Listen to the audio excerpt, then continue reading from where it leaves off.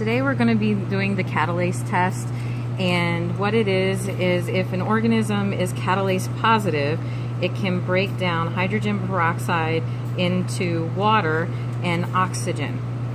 So a catalase positive reaction is going to cause bubbles, whereas a catalase negative reaction is not going to have any bubbles at all. So what I did was I labeled the organisms out of the first grouping of organisms we use in class, which are positive, and those that are negative in regard to gram-positive cocci. So we have the staphylococcus and the micrococcus that should be positive, and the enterococcus and the streptococcus, which should be catalase negative.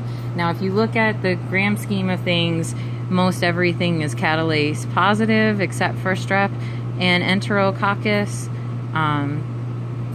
But in the first grouping, we have the gram-positive cocci, gram-negative cocci, and gram-negative cocobacilli. So that would be staphylococcus, micrococcus, enterococcus, and streptococcus are all gram-positive cocci.